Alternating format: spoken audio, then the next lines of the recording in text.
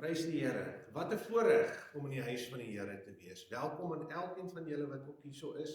Ek wil net graag 'n spesiale welkom sê aan broer Hendrik wat vandag hierso is. Ek hoop jy geniet die diens saam met ons. Baie welkom broer. Ek bid ook dat vandag se erediens 'n diens sal wees wat jy die Here in sy volheid sal ontmoet. Ons fotum vanoggend kom uit Esegiel 33 vers 11. Sê vir hulle, so waar as wat ek leef, spreek die Here, gewis. Ek het geen behaag in die dood van die goddelose nie, maar daarin dat die goddelose hom bekeer van sy weg en lewe.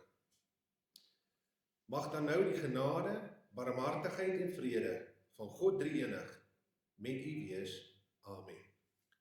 Ek wil vra u kan bly sit terwyl ons loflied sing, Psalm 146 vers 1 tot 3 en ek vra as ons enige voorsangers hierso het dat hulle sal vorentoe kom asseblief. Baie dankie.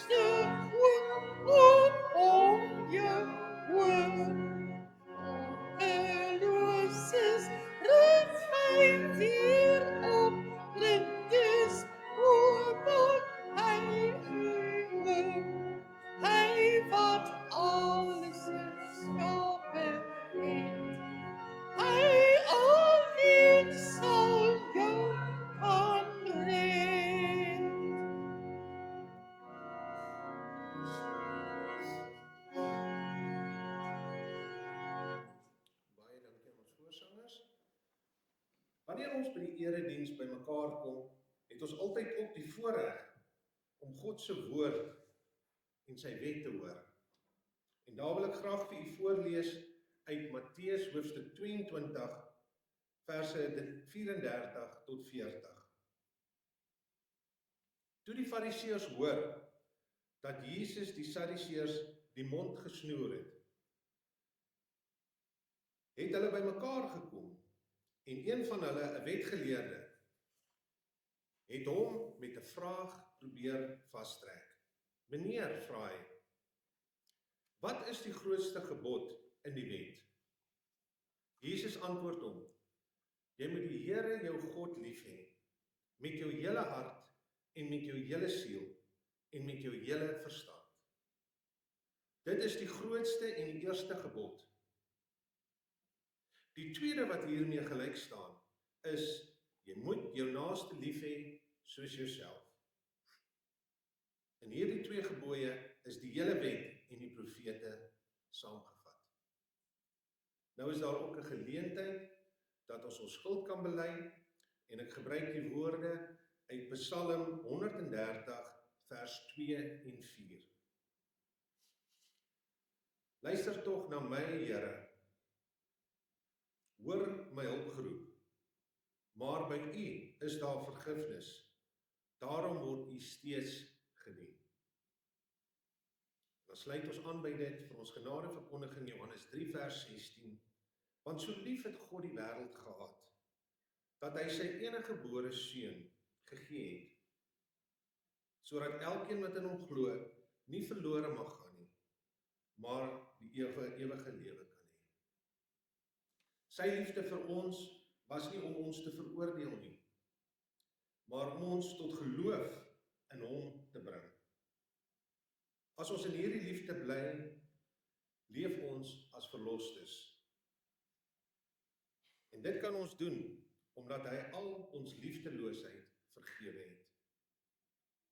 Ek gaan nou vir u die 12 artikels voorlees, diegene van u wat dit ken, is welkom om dit saam te sê. Ek glo in God die Vader, die almagtige skepper van hemel en aarde, en in Jesus Christus, sy enige gebore seun, ons Here, wat ontvang is van die Heilige Gees, gebore is uit die maagd Maria, wat gelei het onder Pontius Pilatus, gekruisig, gestorwe en begrawe is, en ter helle neergedaal het, wat op die 3de dag weer opgestaan het uit die dode, opgevaar het na die hemel, en sit aan die regterhand van God, die almagtige Vader, vanwaar hy sal kom om te oordeel, die lewende en die dode. Ek glo in die Heilige Gees. Ek glo aan 'n heilige, algemene Christelike kerk, die gemeenskap van die heiliges, die vergewing van sondes, die wederopstanding van die vlees en 'n ewige lewe. Kom ons staan vir ons sing van lied 219 vers 1 en 2. Grote God, aan u die eer. En daarna kan u bly staan vir die gebed. Dankie. Kom ons bid saam.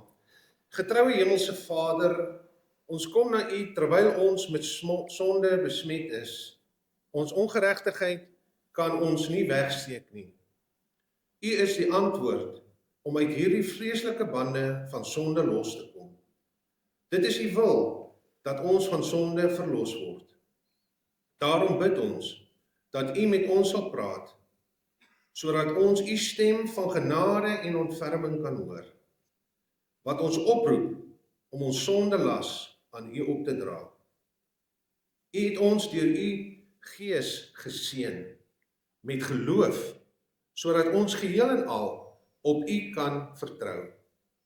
Maak ons harte oop om nou u woord te hoor en gehoorsaam daaraan te wees.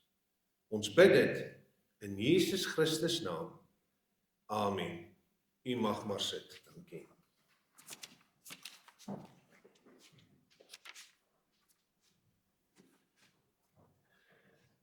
Die tema van my prediking vanoggend is God se genadige oordeel oor die sonde. En ons skriflesing kom uit 2 Samuel 12 vers 1 tot 15. Ons lees daar as volg. Daarna het die Here vir Nathan na Dawid toegestuur.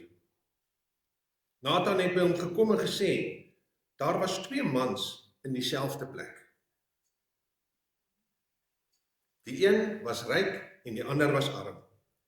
Die ryke het groot troppe kleinvee en beeste gehad. Behalwe een ou ooilammetjie, het die arme man niks besit nie. Hy het haar aan die lewe gehou en sy het saam met sy kinders groot geword. Sy het van sy krummeltjies geëet, uit sy beker gedrink en op sy skoot geslaap. Ja, sy was vir hom soos sy eie dogter. Daar het 'n besoeker by die ryk man gekom en hy kon dit nie oor sy hart kry om van sy kleinvee of beeste te vat nie en vir die reisiger te slag nie. Toe vat hy die ooilam van die arme man en slag haar vir sy gas.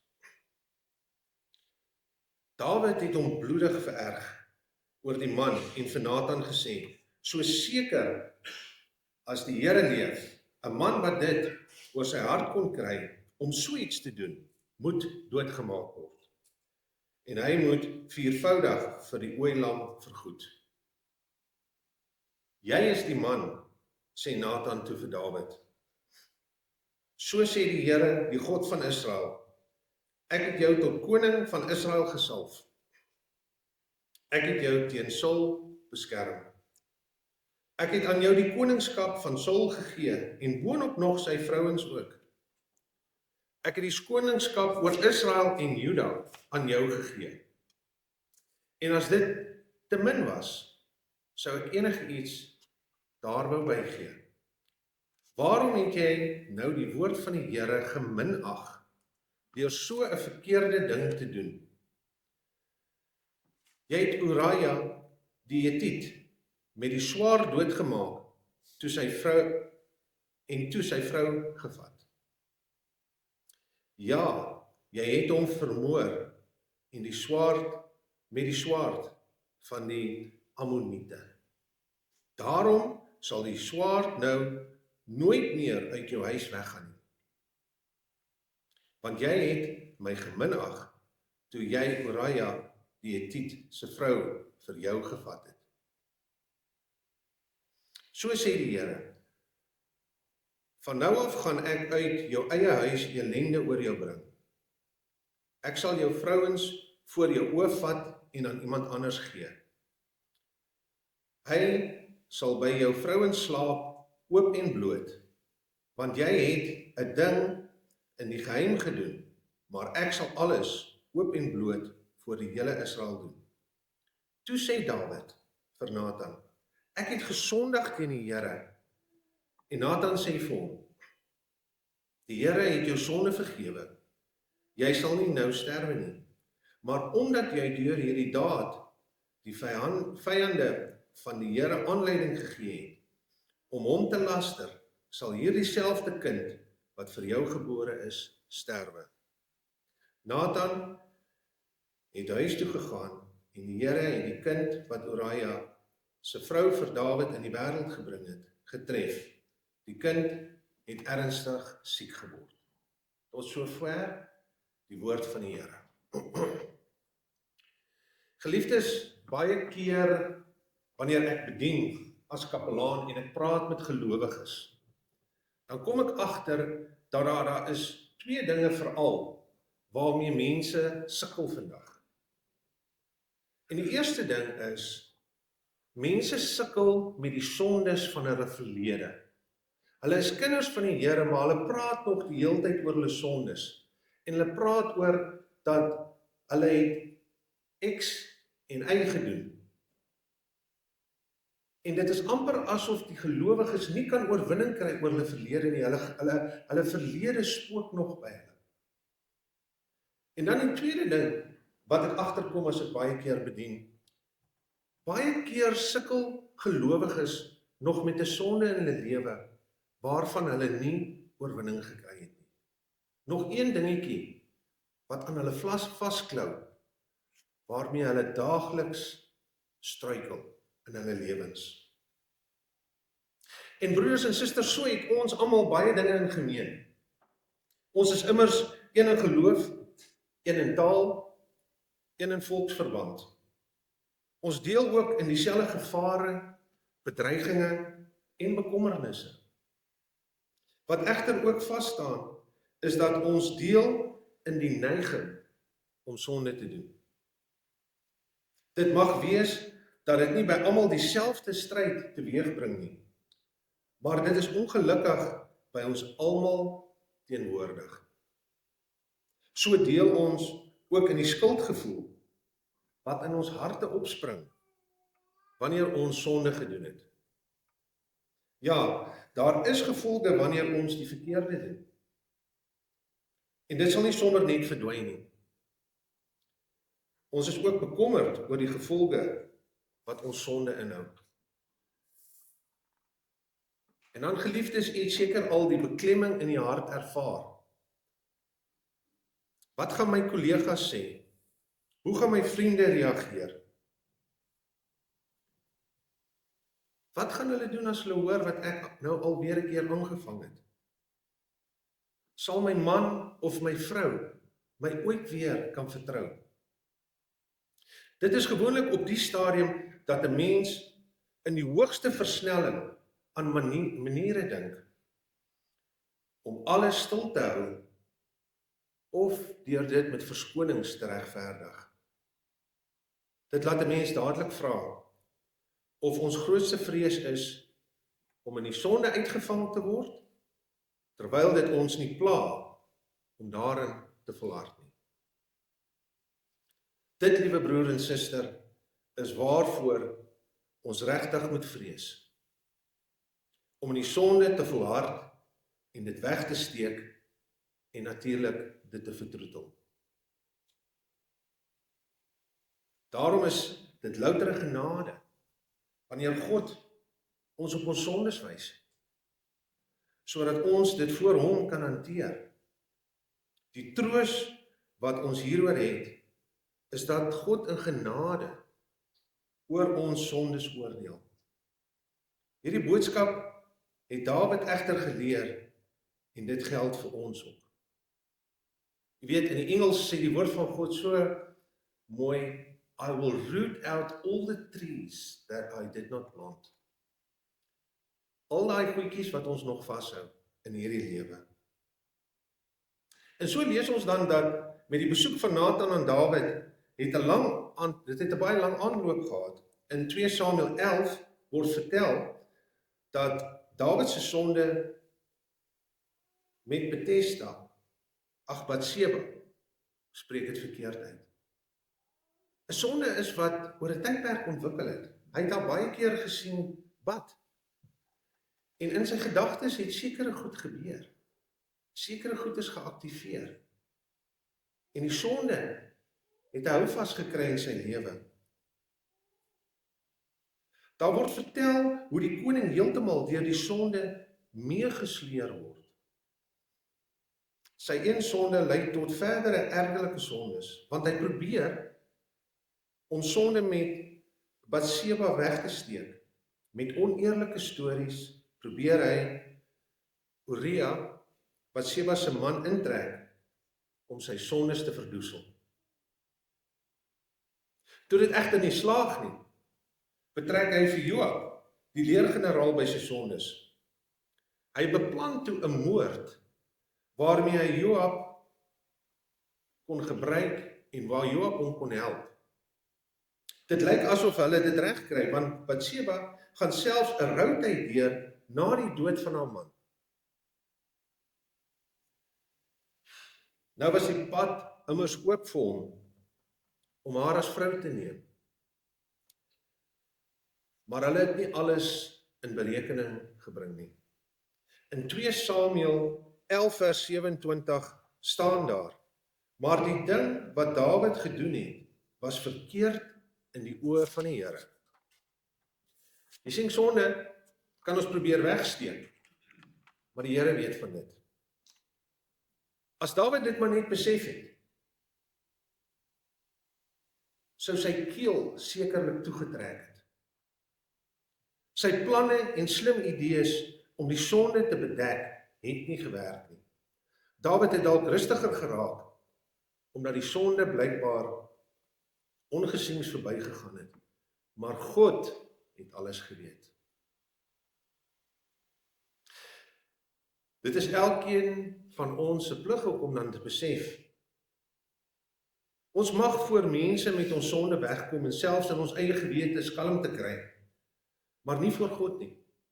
Hy weet van alles wat elkeen van ons doen. In 2 Samuel 12 vers 1 lees ons: gelukkig dat die Here nie sy dade gelate gaan aanvaar en hom met die sonde laat wegkom nie. Ons lees die Here stuur die profeet Nathan na Dawid toe. Die Here weet van Dawid se planne. Die feit dat God dit doen, is 'n daad van genade. Ja, hy oordeel Dawid se dade, maar hy laat Dawid nie in die sonde voortleef nie. Dit is genade wat die Here aan Dawid bewys deur sy sonde te ontbloot. Daarom, geliefdes, is die oordeel van God oor ons sondes loutere genade. Al bring dit soms baie hartseer, bly dit die beste ding wat met 'n mens kan gebeur. Soos Dawid, laat dit ons voor 'n keuse om te buig voor God se genade of te volhard in ons sonde. Om Dawid te bring tot die besef van sy sonde, vertel Nathan aan hom 'n verhaal.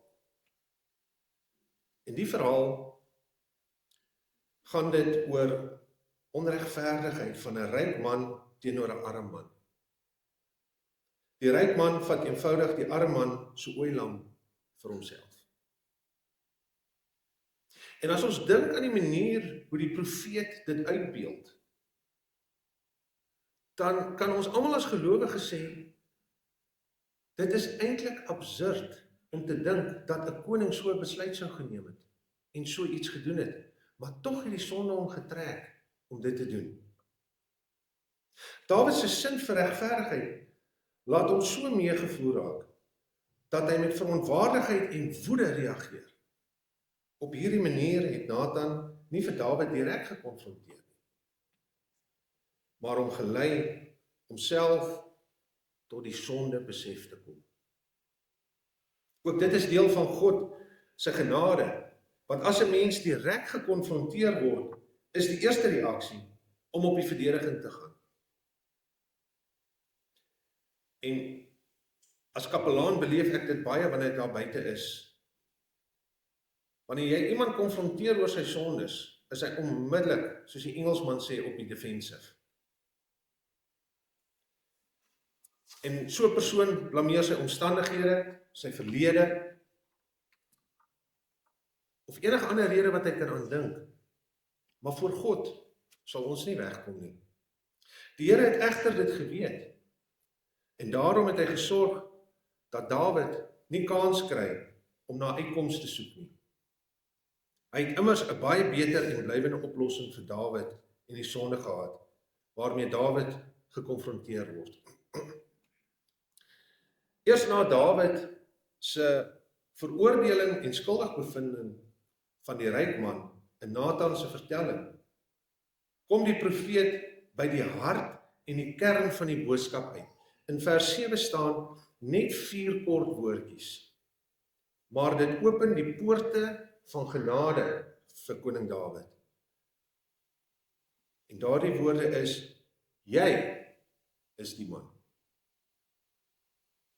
Dit waarvoor Dawid bang was, is in werklikheid die keerpunt om van ware verdoeming tot verlossing te kom. Nou staan Dawid heeltemal ontbloot voor God. Hy het niks om meer weg te steek nie, want God ken die hele aaklige verhaal teen hom. Weg is die bedrog, die leuns, die maskers. Dawid, jy is 'n sondaar, en ek wil hê jy moet weet dat ek dit weet, en jou nie so in die lewe sal laat voorleef nie. Dis eintlik wat God vir hom sê. God het genoeg gehad van Dawid se planne. Dawid het gedink aan tydelike genot en eie begeertes, aan sy eie aansien voor die volk. Maar God het geweet wat die einde daarvan sal wees.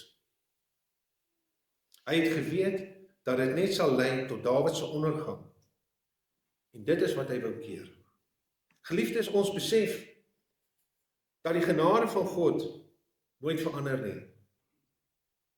Hy voel oor ons dieselfde gister, vandag en môre. Want hy wil nie dat een van ons in ons sonde moet voortleef nie. Waarom sou ons dan probeer om ons sonde vir mense weg te steek, terwyl God alles daarvan weet? Ons wil ook dadelik begin om verskoning te maak. Ons wil weet wie die persoon is wat ons kwaad gemaak het, wat kwaad praat van ons. Ons soek angstig na strooihalms om aan vas te gryp sodat mense nie van ons sonde moet weet nie. Ons soek fout by die mense rondom ons, wat ons kwaad maak, of teen ons oortree, en so kan ons nog baie ander reaksies noem. Die laaste gedagte wat by ons opkom, is om te aanvaar dat die Here vir ons wil sê, jy is die man. Dit terwyl ons tog niks van God kan wegsteek nie. Wat maak dit tog saak hoe ons tot sonde besef gelei word? Dit help nie om die boodskapper te stenig nie. Veral nie as die boodskapper die waarheid praat nie. Juist daarom is dit altyd beter om te luister na die fluisterstem van ons eie gewetens, as die ons aankla oor sonde. Luister daarna, want dit help tog nie om verskoning te soek nie. God weet alles. En die genade lê juis daarin, dat ons aangespreek word, sodat ons nie in ons sonde volhard nie. En dat alles net van kwaad tot erger sal gaan nie. Ons moet onsself dus vanoggend afvra of ons teregwyse deur ander of ons gewete nie maar eintlik God se genade in ons lewens is nie. Nathan draai glad nie doekies om toe hy praat nie. Hy spel vir Dawid presies uit hoe die sonde lyk. Jy, Dawid, is die ryk man. Jy het 'n man se huis in rou gedompel. Jy het 'n ander man se vrou gesteel. Jy is die een wat 'n ander na die dood gestuur het. Dit het jy gedoen terwyl jy soveel van God ontvang het. Niks word toegesmeer nie. Niks word versag nie.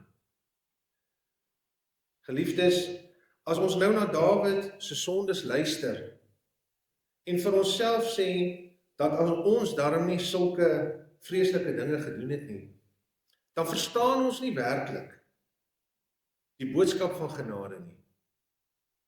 Dit gaan nie oor die aard van die sonde nie, maar dit gaan oor die werklikheid daarvan. Nathan wys Dawid daarop dat hy besef hy het gesondig teen God, want hy het eintlik die woord van God geminnig.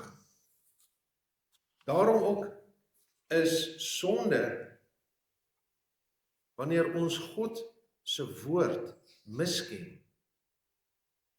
Ons is so geneig om sonde net te sien as oortredings wat vir ander mense nie aanvaarbaar is nie. So oordeel ons oor sonde. By Dawid leer ons egter dat sonde 'n ongehoorsaamheid is aan die Bybel, ongeag wat ons dink daarvan, of wat ander mense dink daarvan. Sonde is altyd 'n vergrype teen God en sy wil vir ons lewens.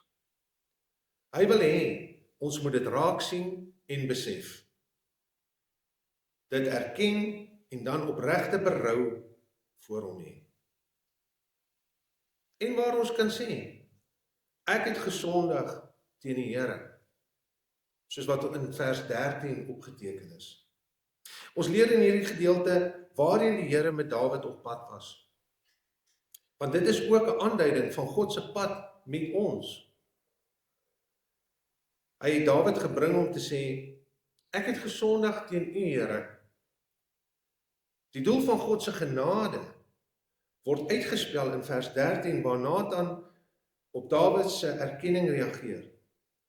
So het die Here dan ook U sonde vergewe. U sal nie sterf nie. God wou Dawid dus bring tot die erkenning van sonde en die besef wat hy gedoen het teen God. Op dieselfde manier wil God ons vergewe.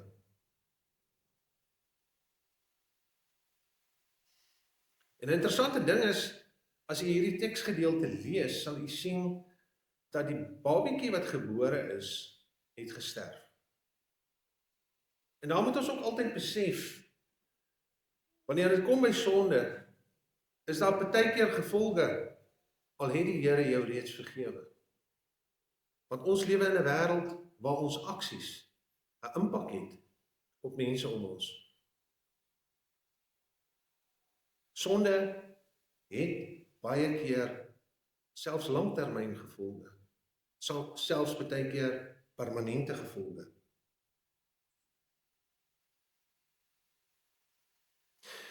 Dit beteken nie dat ons sonde net iets vinnig is nie. Ek het al baie keer gesien, wanneer ek met mense praat, dat hulle vinnige gebedjie sê, Here vergewe my. Maar ons moet onthou, dat ons sonde nie iets is waarmee ons kan speel nie. Sonde voor God is 'n ernstige ding. En wanneer ons berou het, moet ons werklik berou hê. Dawid sou verlang daarna met baie spanning in sy huisgesin te doen kry. Hy het egter nooit beleef dat die Here sy rug op hom gedraai het. En dit is die wonderlike ding van God. God draai nooit sy rug op ons nie. Mense mag ons dalk beskinder, maar nooit hoef ons te vrees dat God sy rug op ons sal draai nie. So sou die kind wat vir Dawid gebore word, dan sterf. Dit gaan nie oor dat die kind in Dawid se plek gesterf het nie. Geen mens kan namens 'n ander sterf en so vir sy sondes betaal nie. Ons kan dit ook weet, want aan Dawid is 'n belofte gedoen en 'n belofte is aan hom gegee dat die verlosser uit sy nageslag gebore sou word. En daardie belofte het waar geword toe Jesus Christus gebore is uit Dawid se nageslag. Jesus het ons skuld gedra en die oordeel van God oor ons sonde weggewas. En sodoende ontvang ons vergifnis. En dit is God se genadeplan met ons. Jy weet, ek wil vir julle 'n mooi storie vertel. Dis van 'n prediker in Engeland, Thomas Goodwin. En hy het 'n klein gemeente gehad in Engeland. En eendag kom hy in by die kerk en hy het so 'n ou voelhokkie by hom, geroes, gebuig, en hy sit dit so op die preekstoel neer. En die gemeente wonder nou, hoekom sit hy 'n voelhok op die preekstoel neer? En hy vertel vir hulle wat die vorige dag met hom gebeur het. Hy het geloop en hy sien 'n seentjie wat hierdie voelhok dra.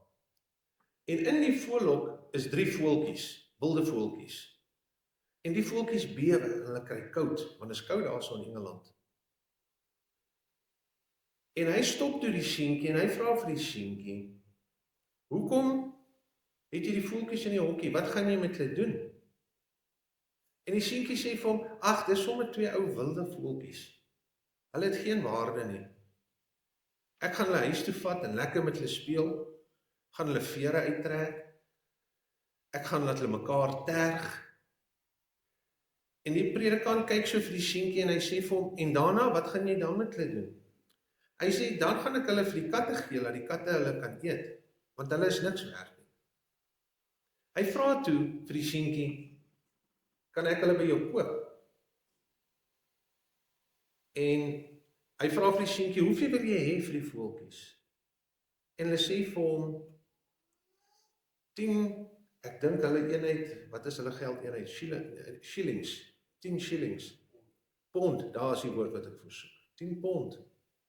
En hy koop toe die voeltjies, en hy gaan toe na 'n mooi area toe, waar 'n boom is, met mooi natuur en alles, en hy maak die hokkie oop, en hy tik so liggies op die hokkie, laat die voeltjies mooi uitgaan en vry kan wees.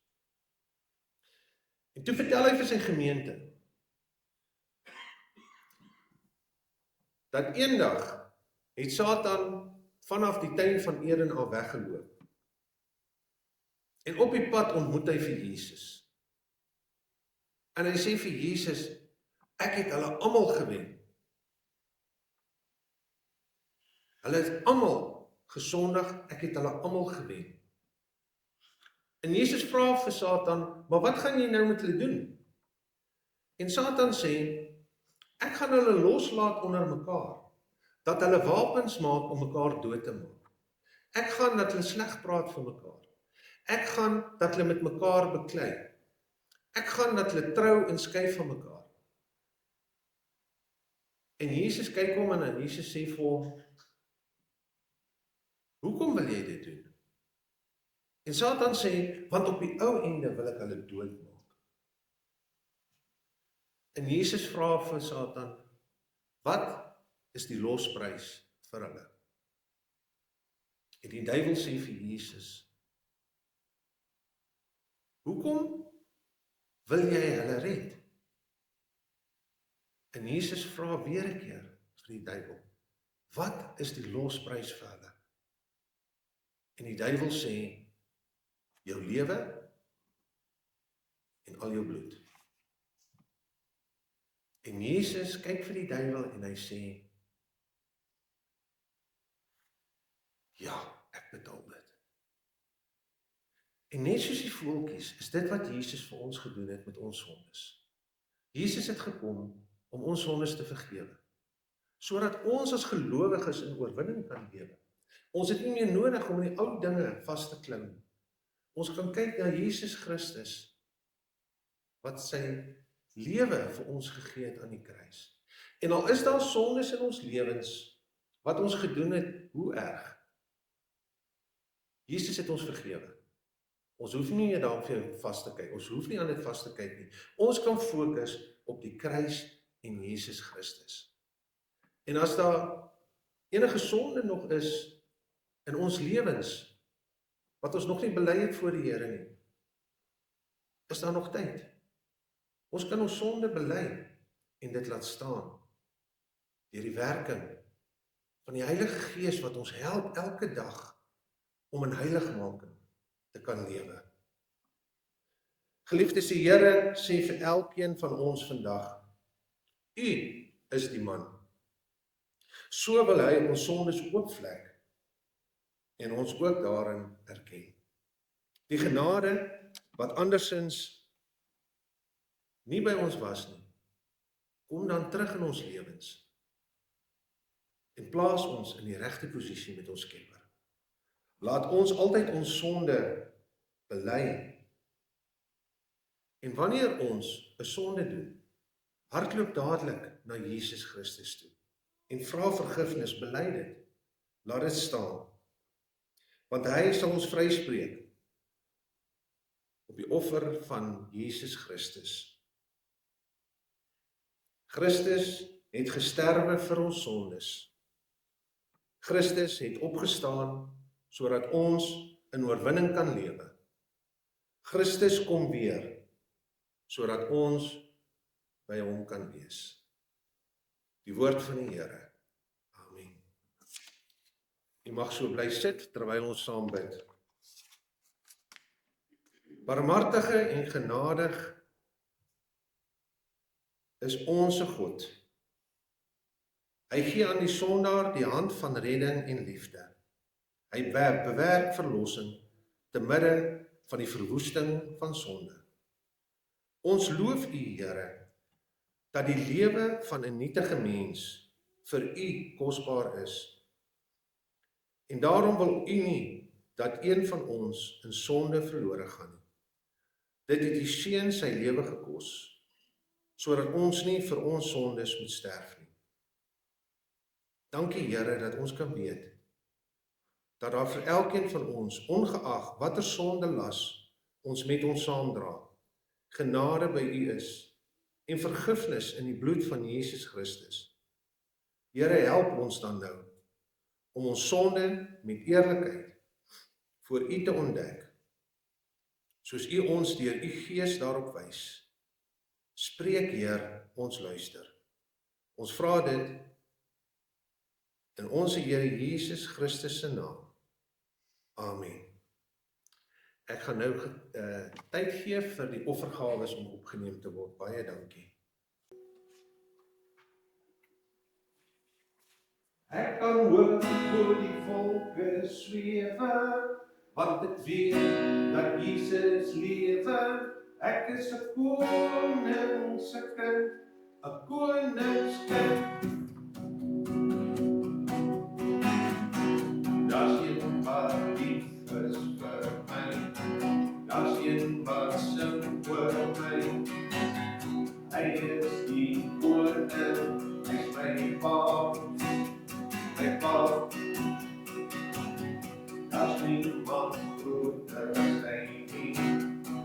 alles wat ons kan skyn nie. En my hele hart oor aan hom. Ek kan hoor hoe die wolke zwewe, want ek weet dat Jesus lewe. Ek is vry, ja ek is vry. Al die engele omring my, want die Heilige Gees is in my. Ek is die koningse kind, 'n koningskind. Dit kan sy liefde nie, hy sal my nooit vergeet, want sy hande lê op my, op my. Ek is die appel van sy woord, en hy hou my aan die woord. Omdat ek is nie bang, nie bang. Ek kan hoor hoe die wolke zwewe, want ek weet dat Jesus lewe. Ek is vry, ek is vry. Al die engele omring my, die Heilige Gees is in my. Ek is die koningse kind, 'n koningskind. Ek kan hoor hoe die wolke zwewe, want ek weet dat Jesus lewe. Ek is vry, ek is vry, ek is vry. Ek is vry, al die engele omring my, want die Heilige Gees is in my. Ek is die koningse kind, 'n koningskind. Ek is die koningse kind, 'n koningskind.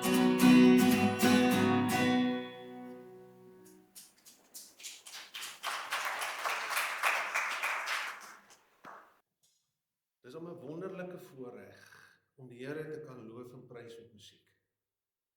Ek dink dit is ook wat al die psalms ons leer. Dat ons moet altyd die Here prys, of dit met ons swaar gaan, of dit goed gaan, in slegte tye en in goeie tye. En dat ons gaan nou 'n geleentheid hê om dit te doen, en ek vra dat julle almal sal saam staan vir ons slotlied, 190 vers 1 tot 3. Baie dankie.